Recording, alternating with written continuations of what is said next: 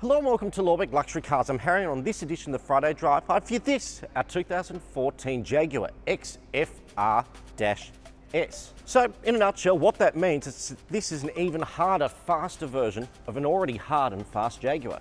So to show you what all that means, jump in and we'll go for a bit of a spin.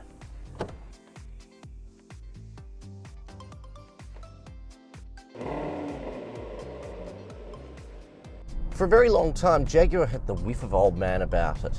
The interiors were laced with endless amounts of high gloss, burr walnuts, trim and all that sort of stuff.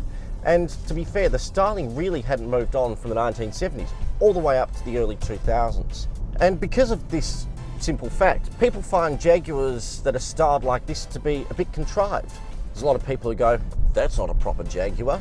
But back in the good old days, when Jaguar was founded, it had a reputation as being one of the most revered and feared automotive manufacturers, winning countless motorsport races in more categories than could be imagined.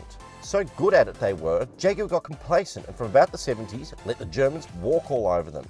Though their cars were good, they always felt about 15 years behind the competition. Now there's obviously more to this story that includes things like British Leyland's involvement in Jaguar's decline and all that sort of stuff. But the reality was, Jaguar was only a shadow of its former self. Then steps in designer Ian Callum, who, to put it mildly, completely changed the whole look and feel of Jaguar. Completely. First off with the Jaguar XK, and then secondly with this, the XF.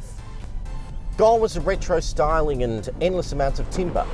Jaguar was going back to its original roots. And it was at this point we had a real Jaguar, a proper Jaguar. You might even go as far to say a traditional Jaguar. But enough about all of that because we've covered Jaguar's history in many previous Friday drives. Let's focus on this particular one. What makes the XFR-S so special? Well, first off, under the bonnet is a 405 kilowatt supercharged V8, which I have to be honest is one of my favourite V8s of all time. It just sounds so... and it goes like the clappers too. And of course there's endless amounts of carbon fibre. Wing on the back, which I presume gives extra downforce, I'd hope. And that's of course trimmed in carbon fibre, and then the interior's got plenty of carbon fibre. You've got the carbon fibre rear diffuser. But it's not all about hard edge and bone-shaped performance. Yes, it has the big 20-inch gloss black alloys, black exterior packed with performance chassis. But inside you are treated to heated and cooled Napa leather seats, a very powerful sound system, Alcantara headlining. The luxuries are not limited. But despite all of this, you cannot look past this engine. It's just got so much bottom end grunt, and the 0 to 100 time of 4.5 seconds might not sound that quick anymore, but for some reason this car feels a lot quicker than that. I think it all just comes down to the torque and just that power that's through the whole rev band. Obviously a benefit of having a supercharger, but the other benefit of having a supercharger is that mechanical whine that you get when you put your foot down.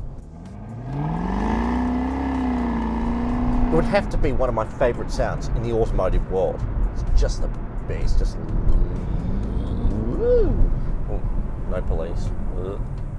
So how much does all this performance, luxury and V8-ness cost? Especially considering the low 45,000 kilometres on the clock.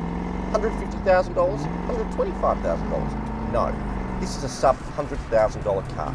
It really is exceptional value and a car that will one day be one of the more collectible and desirable Jags from this era. So come down to Lorbeck Luxury Cars and buy today. We'll see you next week. Whoa.